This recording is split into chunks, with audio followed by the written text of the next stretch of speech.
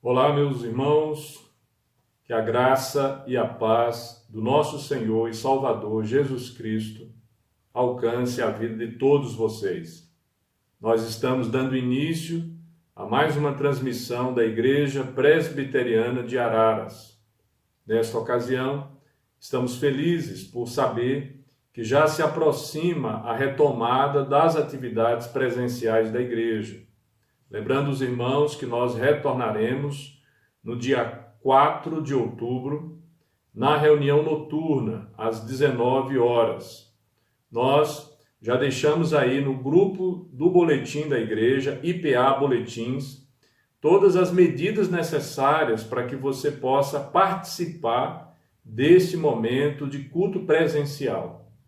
Nós sabemos que existem uma série de restrições em decorrência dos protocolos sanitários que a nossa cidade estabeleceu. No entanto, não impede que nós estejamos nos reunindo e também guardando as medidas de segurança para evitar que o ambiente da igreja seja um ambiente de contaminação. Louvamos o nome do Senhor porque em todas estas situações nós ainda enxergamos a sua mão, o seu cuidado, a sua proteção, a ação efetiva de Deus nas nossas vidas, nos mantendo de pé, buscando a sua presença, conscientes de que somos privilegiados pela graça que nós recebemos em Cristo. Gostaria que você, então, ficasse atento às normas, fizesse a sua inscrição na secretaria da igreja e nos ajudasse a organizar essas reuniões que nós teremos, da agora por diante, todos os domingos, às 19 horas, ali na Júlio Mesquita, 407, Centro, ao lado do Clube Ararense. Pedimos também que você mantenha suas orações pela vida daquelas pessoas que se encontram em casa, que terão dificuldades ou impedimentos de comparecer a essas reuniões presenciais, para que o Senhor também, através da sua graça, e através da exposição da palavra, e através das palavras de incentivo da parte dos irmãos, possam ser alcançadas, confortadas e fortalecidas para o louvor da glória de Deus. O segundo aviso que eu gostaria de trazer para vocês nesta ocasião é que já chegou a nova revista da nossa Escola Bíblica Dominical Online. Essa que eu tenho pela mão já está disponibilizada para os membros da nossa igreja, sem custo algum, na secretaria. Gostaria que você estivesse durante a semana indo à igreja ou pedindo a alguém que passasse na igreja em seu nome e retirasse esta revista para que você possa, no conforto do seu lar e nas condições que nós oferecemos nesse momento, possam acompanhar a nossa Escola Bíblica Dominical Online, através do Facebook e através do YouTube. Nós queremos ainda, iniciando esse momento de transmissão, convidar você para a referência aos aniversariantes da semana. Nós estamos distantes fisicamente, mas não há impedimento que nós estejamos próximos aos nossos irmãos através de ações remotas, através de ações virtuais. E nesse sentido, nós gostaríamos de fazer referência aqui ao aniversário, hoje, no dia 27/9, da nossa irmã Ivone Maria Silva dos Santos e também do nosso irmão Rafael. Nós sabemos que a vida desses queridos foram preservados pela graça do nosso Deus. E desejamos que o Senhor possa derramar sobre eles as mais ricas bênçãos dos céus. Vamos orar nesse instante, dando início à nossa transmissão e também já aproveitando, colocando a vida desses queridos diante da presença do Senhor. Ore junto comigo aí. Senhor Deus, nós queremos agradecer a Ti, Pai, pelo privilégio de estarmos juntos, reunidos nesse momento. Somos gratos a Deus pela vida desses nossos queridos, tanto da nossa irmã Ivone Maria, como também do nosso irmão Rafael. Pedimos a Deus que o Senhor derrame sobre a vida deles as tuas graças, que o Senhor promova, a Deus, o fortalecimento destes, que o Senhor também, ó Pai, faça com que eles enxerguem com gratidão a perpetuação da vida, a preservação deles, que o Senhor também conceda que eles sejam, em tuas mãos, instrumentos de vida e edificação na vida da tua igreja. Faz isso conosco, nós pedimos assim, em nome e para a glória de Jesus. Meus queridos, vamos abrir as nossas Bíblias nesse instante, no Salmo de número 117. Faça a leitura junto comigo no Salmo 117. Diz assim a palavra do Senhor: Louvai ao Senhor, vós todos os gentios, louvai-o todos os povos, porque muito grande é a sua misericórdia para conosco, e a fidelidade do Senhor subsiste para sempre. Aleluia. Eu vou ler mais uma vez e eu gostaria que você tentasse reter, gravar esses versículos, já que são poucos, na sua mente. Diz assim o texto, mais uma vez, Salmo 117. Louvai ao Senhor, vós todos os gentios, louvai-o todos os povos, porque muito grande é a sua misericórdia para conosco, e a fidelidade do Senhor subsiste para sempre. Aleluia. O que é que nós encontramos aqui nesse salmo? Primeiro, é necessário que você observe que o salmista está aqui compartilhando um convite de louvor que vai além das fronteiras de Israel. Ele chega até a todas as nações circunvizinhas. Com esse conceito, nós começamos então a desenvolver, já no Antigo Testamento, a compreensão de que Deus não é Deus apenas sobre a nação de Israel. Deus se estabelece sobre todas as nações, sobre todos os povos. E o convite que a Bíblia nos faz é no sentido de que todas as nações, povos, línguas e raças possam se apresentar diante de Deus em louvor e adoração. Daí um aspecto missiológico que nós não podemos nos esquecer no que diz respeito à revelação de Deus. Mas, em segundo lugar, o salmista também nos convida a meditar sobre as verdades sobre Deus e sua aliança com o seu povo. Há aqui nesse texto duas evidências da maneira como Deus age em relação ao pacto estabelecido com aqueles que ele separa para servi-lo em louvor e adoração. O texto vai nos falar que grande é a misericórdia, que a fidelidade do Senhor subsiste para sempre. Misericórdia e fidelidade. Deus agindo de tal maneira a preservar o seu povo, não lhe dando o castigo merecido, contendo o seu juízo sobre a vida do seu povo, e ao mesmo tempo, Deus sendo fiel à aliança, às promessas, àquilo que ele firmou para conosco. Bem, meus irmãos, nós estamos aqui diante deste Deus, que é misericordioso e que é fidedigno, e que cabe a nós, como seus filhos, buscarmos a sua presença nesse momento, em adoração, em louvor ao seu nome. Eu gostaria então de convidar a você para que nós estejamos, a partir do hino de louvor número 23 do Inário Novo Cântico, a adoração ao Criador, que nós estivéssemos assim, demonstrando através desse hino o sentimento genuíno em nossos corações de reconhecer em Deus, o Deus pactual, o Deus da aliança, o Deus que age com misericórdia e fidelidade para conosco, o Deus que é digno de todo louvor e de toda adoração da sua igreja. Cantemos juntos nesse instante em louvor ao Senhor.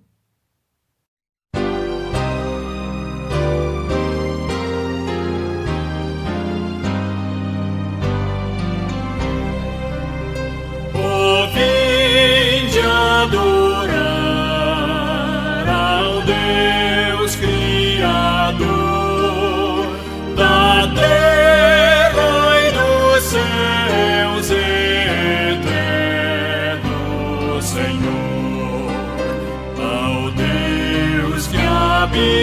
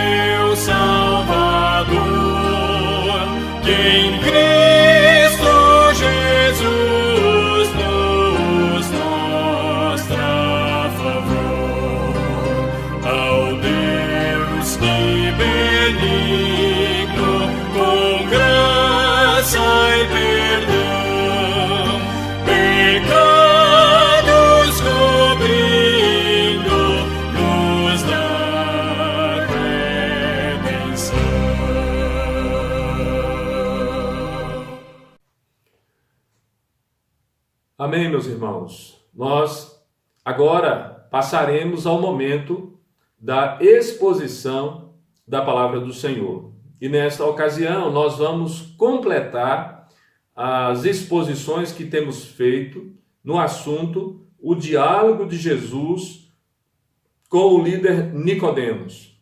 Para nossa passagem a ser lida nessa ocasião, nós temos aí João capítulo 3, do verso 17 ao verso 21.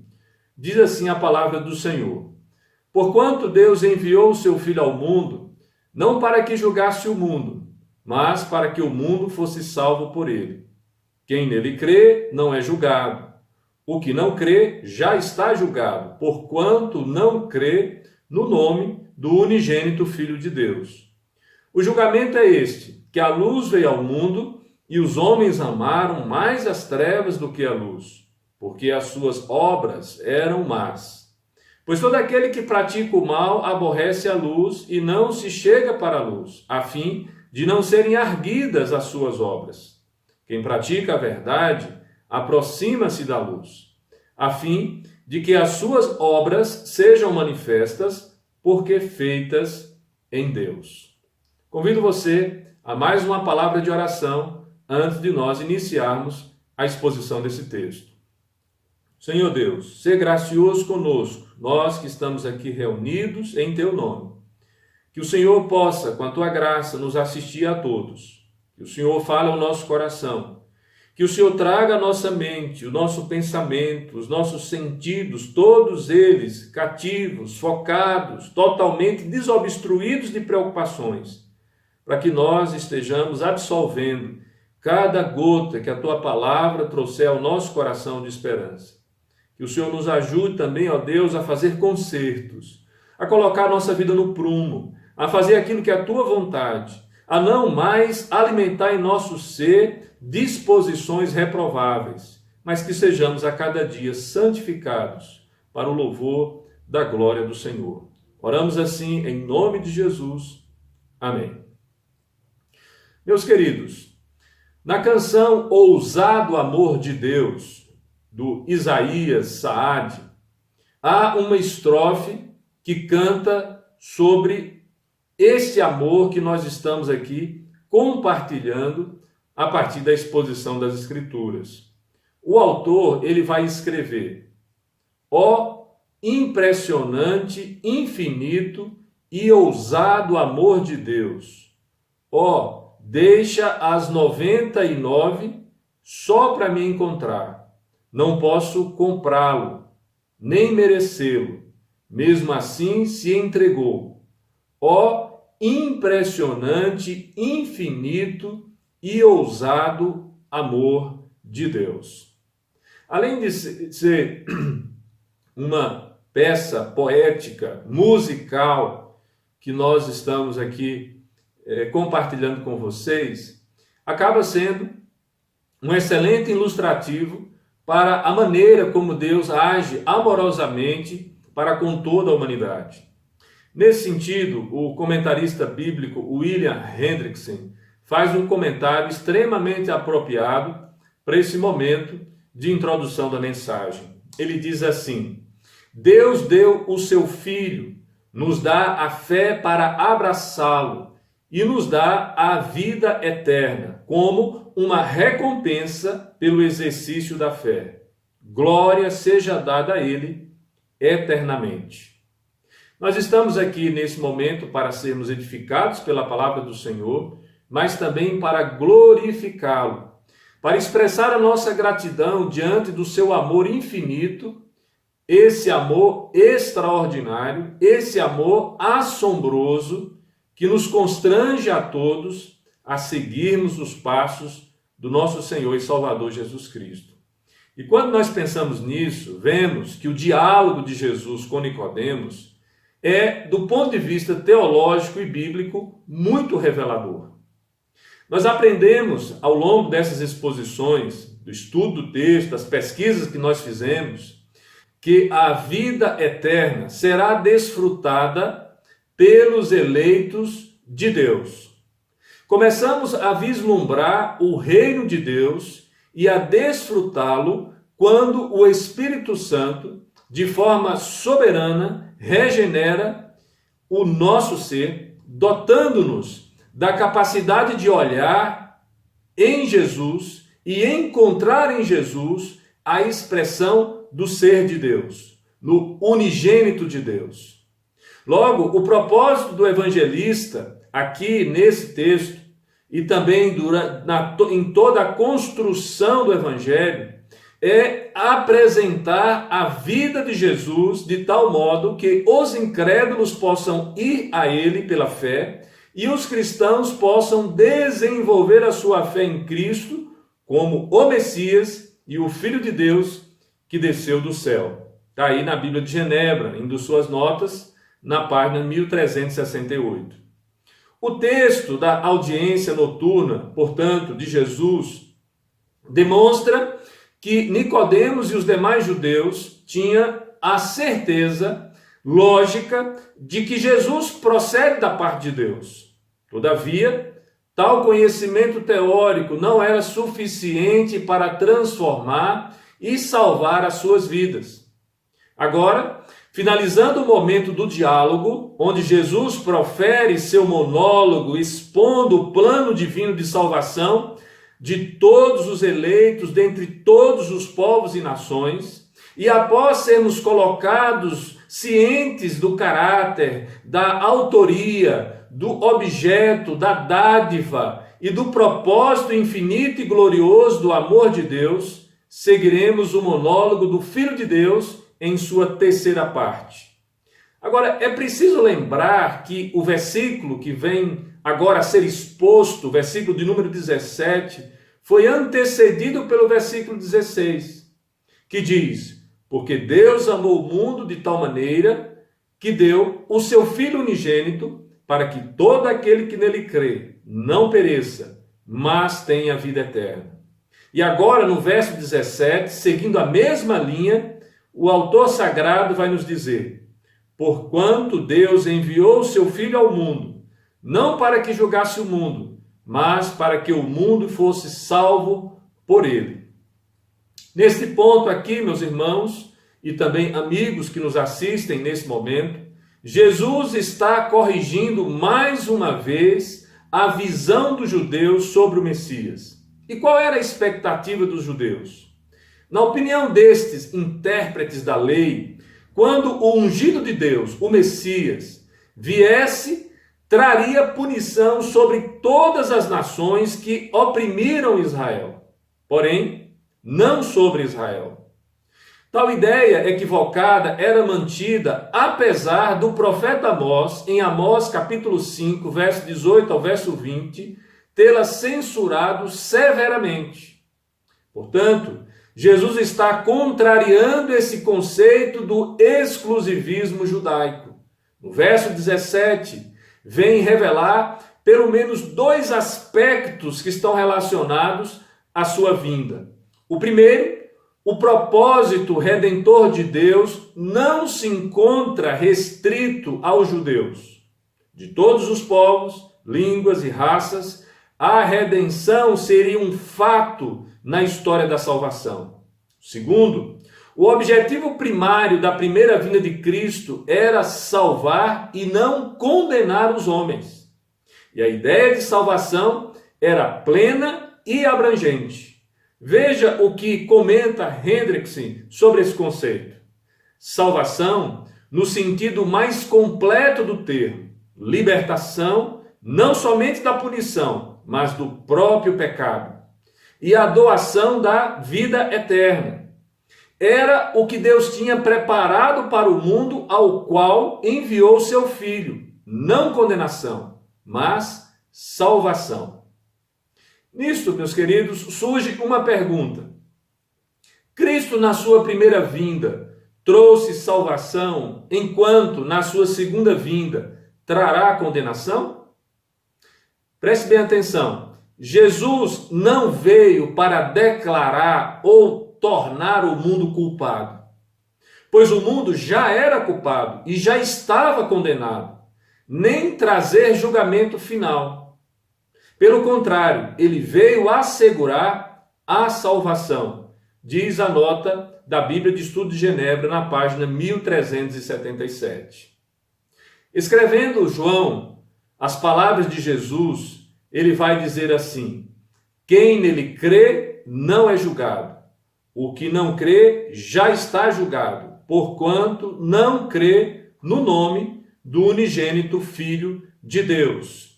Perceba que a partir desta fala que nós encontramos aqui registrada pelo evangelista João, Jesus está intervindo na história de uma humanidade que já está condenada, que já está julgada, por conta da sua incredulidade, ou melhor, a sua incredulidade, a sua falta de fé e de disposição de assimilar o plano de salvação da parte de Deus para a humanidade, já é uma evidência de que ela se encontra debaixo de condenação. Nós estamos sofrendo as consequências da nossa desobediência desde a queda. E Jesus está agora aqui agindo na história humana, ou melhor, o Deus Pai Todo-Poderoso está agindo na história humana através da ação do seu Filho Jesus e pela ação eficaz e transformadora e salvadora do Espírito Santo, para que a humanidade possa ter um meio de salvação. A humanidade já está, por sua própria responsabilidade, por seu próprio mérito e culpa, debaixo da ira de Deus. E a ação de Jesus é exatamente de nos resgatar dessa situação, através da sua obra sacrificial.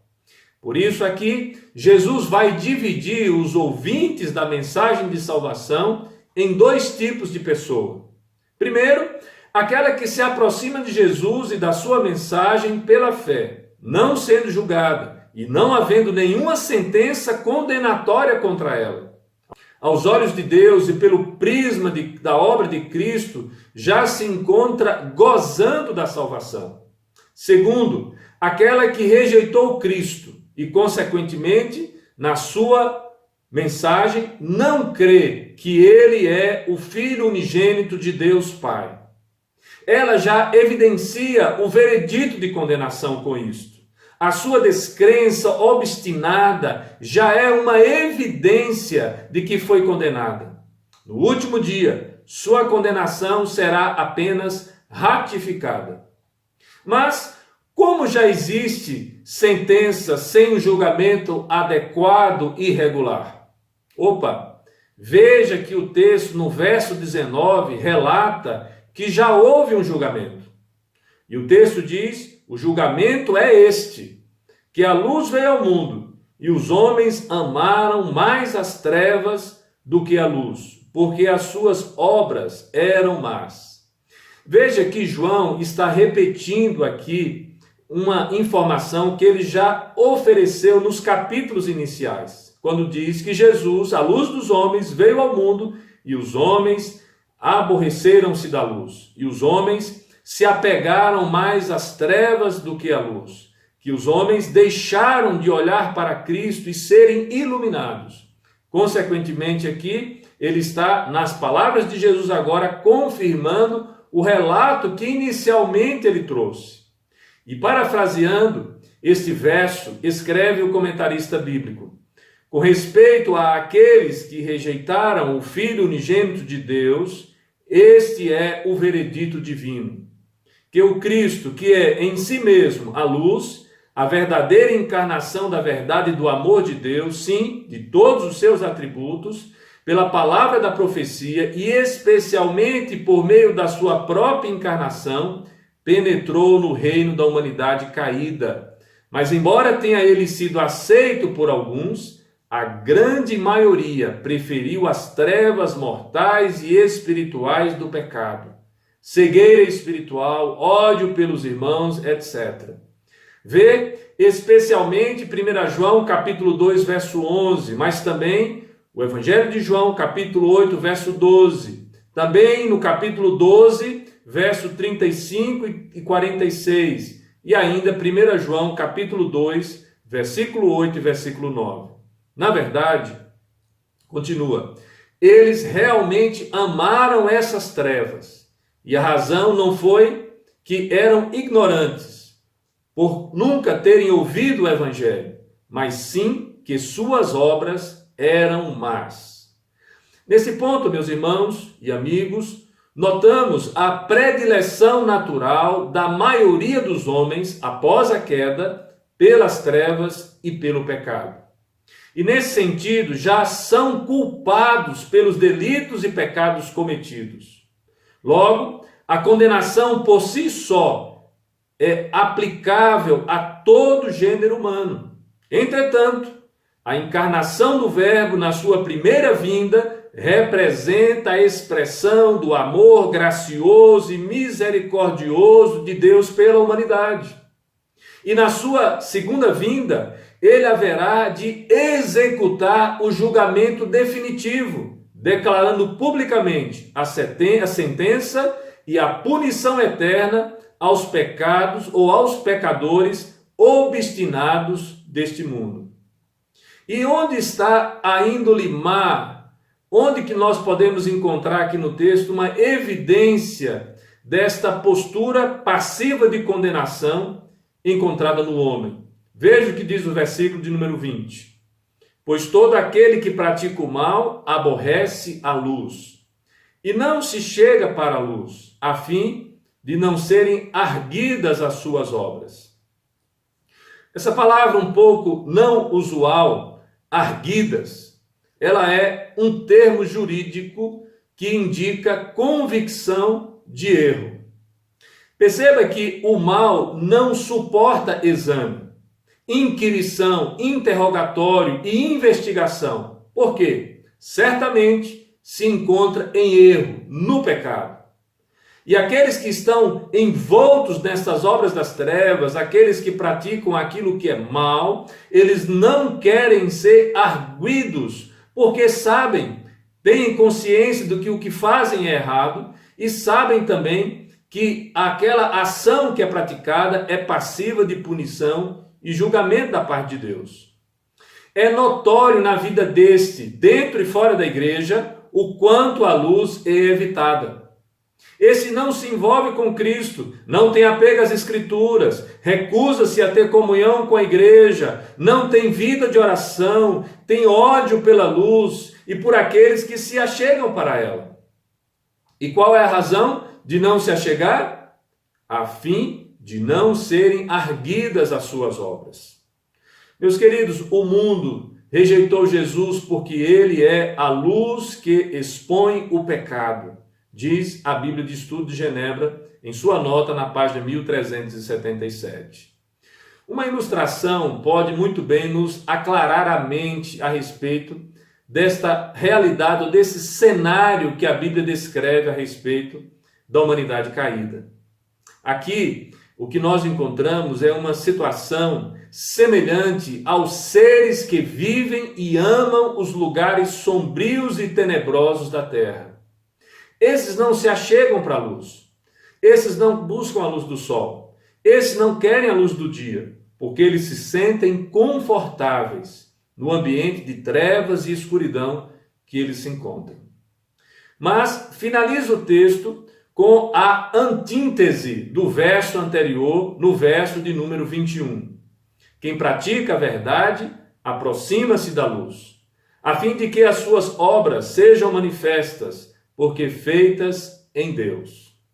Diferente do incrédulo, o crente, o discípulo de Cristo, o eleito, o iluminado pela mensagem de salvação, busca cada dia se achegar para a luz, para a verdade e para o amor de Deus em Cristo. Escreve Hendrickson. Ele quer mostrar que suas obras, apesar de não serem perfeitas, ao serem feitas com a aprovação de Deus, elas foram feitas em princípio de acordo com a lei de Deus, retém esse caráter para sempre. O discurso de Jesus é concluído com um convite implícito a Nicodemos, para que o anseio do seu coração quanto à vida eterna seja atendido. O líder judeu deveria abandonar o reino das trevas e da descrença e da tradição equivocada dos anciãos em interpretar as Escrituras e vir para o reino da luz e da crença em Jesus Cristo, a verdadeira luz dos homens.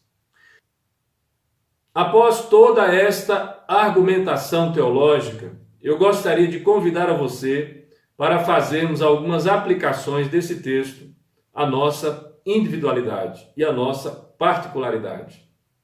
A primeira delas, meus irmãos e amigos, é que a salvação em Cristo, usufruída por nós, faz parte de um plano de redenção divino traçado desde a eternidade. Pelo poder do Espírito Santo, fomos regenerados e habilitados a crer no Filho de Deus, encarnado e revelado. Ela é um dom de Deus, conforme diz Efésios 2:8. Não vem de nós mesmos.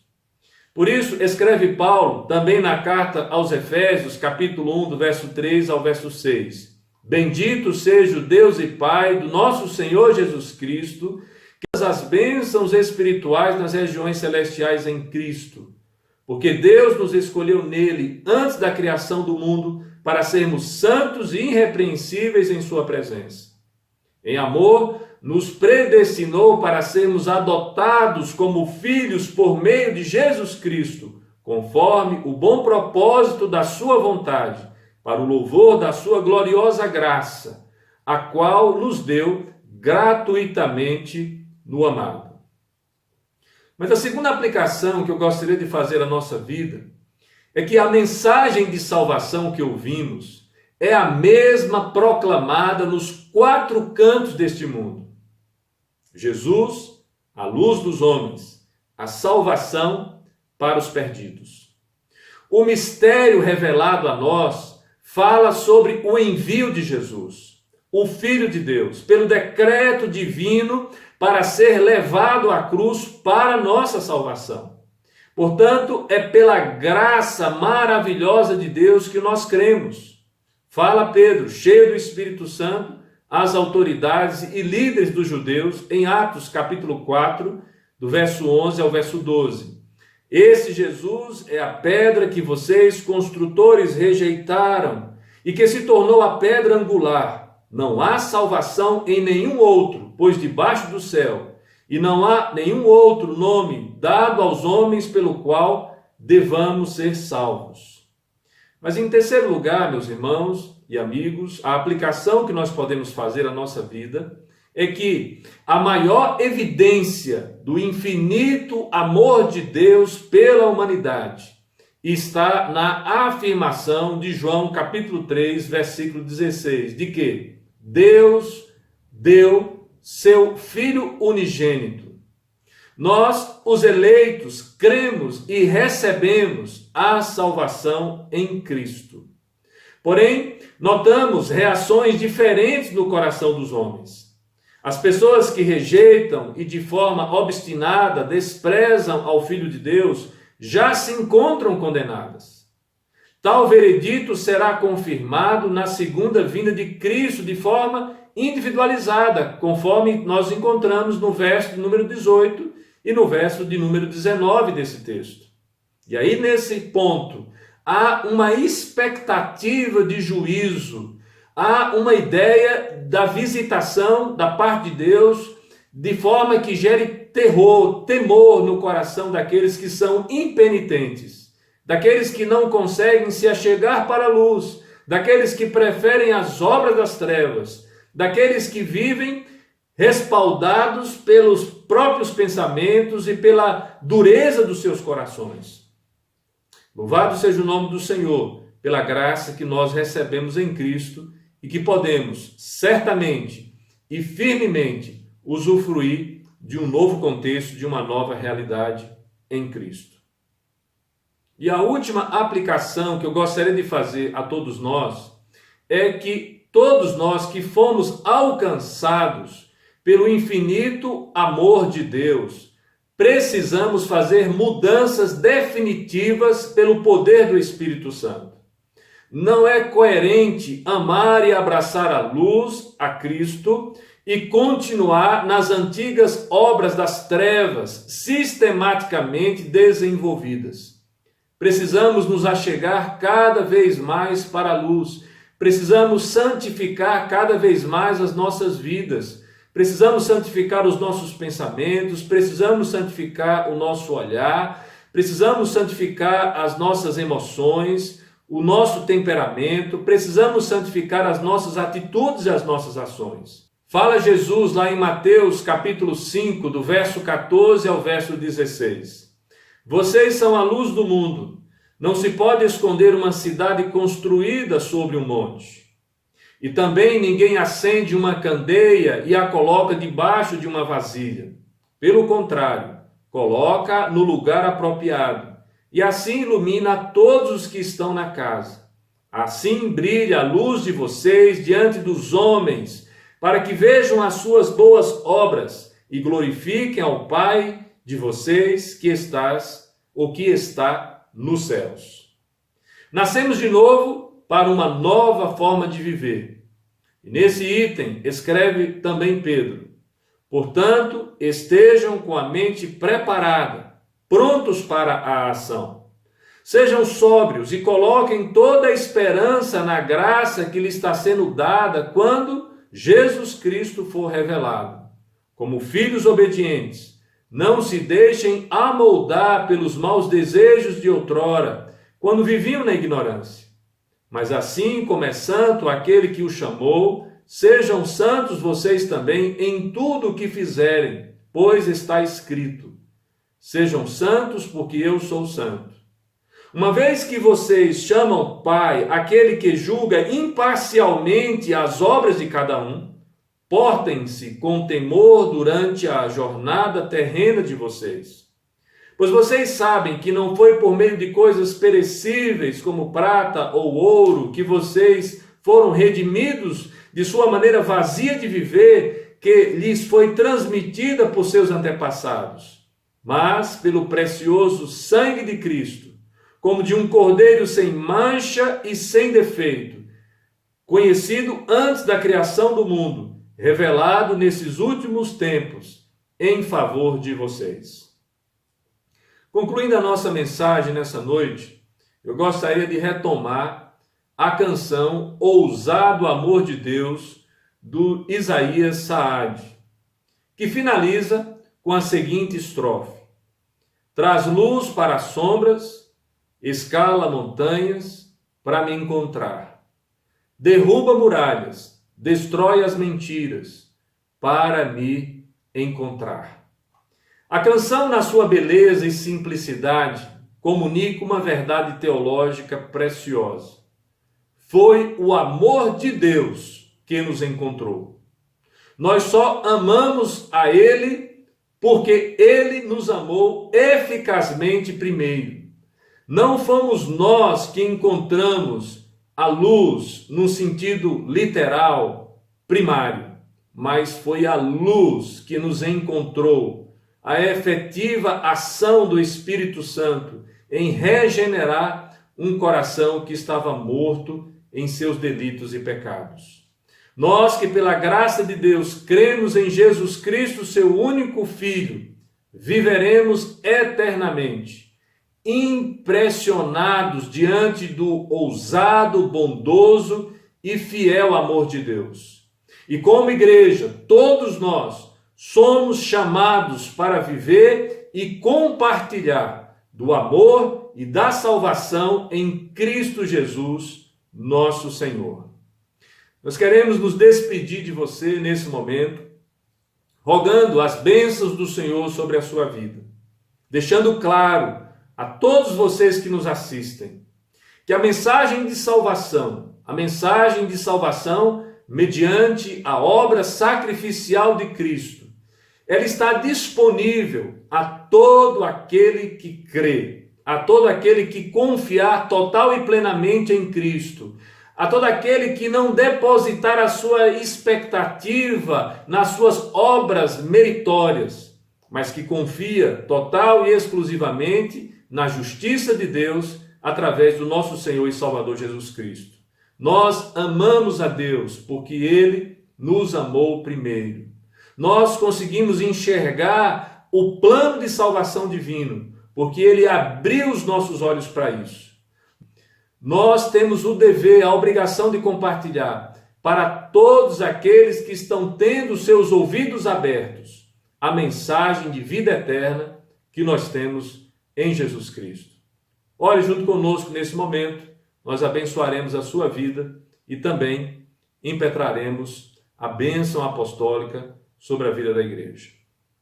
Senhor Deus, nós queremos agradecer a Ti pelo privilégio que o Senhor nos deu de estarmos reunidos juntos, através desse meio tecnológico virtual. Agradecemos a Deus pela capacidade que o Senhor tem dotado a Tua igreja de se desdobrar para que a mensagem do Evangelho continue sendo propagada. Esta que é a mensagem principal, esta que pode de fato trazer segurança, trazer vida, trazer confiança, trazer estabilidade às nossas emoções, trazer esperança no porvir. Nós agradecemos a Ti, ó Pai, pelo privilégio de podermos receber e de podermos compartilhar dessa viva esperança que nós temos em Cristo. E agora, Senhor, abençoa a Tua igreja, seja lá onde ela se encontra nesse momento. Receber a bênção, meus irmãos, que a graça do nosso Senhor e Salvador Jesus Cristo, que o amor do Deus Pai Todo-Poderoso, Criador e sustentador de todas as coisas, que a ação regeneradora, transformadora, vivificante do Espírito Santo de Deus esteja sobre nós, bem como sobre toda a igreja do Senhor Jesus sobre a face da terra, agora e para todos sempre. Amém. Deus abençoe a sua vida. Eu me despeço, aguardando você na próxima semana para a sequência dessas transmissões. No caso, estaremos já no espaço da nossa igreja, da Igreja Presbiteriana de Araras, ali na Júlio Mesquita, 407. Queremos também pedir a você que nos assiste nesse momento, a nos ajudar a divulgar essas mídias que têm como finalidade pregar o Evangelho da salvação em Cristo. Nós precisamos que você se inscreva nos nossos canais, precisamos que você compartilhe, que você comente, que você dê as suas sugestões, mas que você também compartilhe essas mídias com os seus amigos, com as pessoas que fazem parte dos seus contatos, para que o Senhor Jesus seja honrado também através dos meios tecnológicos. Oramos e agradecemos a Deus pela sua vida e por estarmos bem preservados na graça e no poder de Deus. Uma ótima semana debaixo da graça, da presença e da ação de Deus.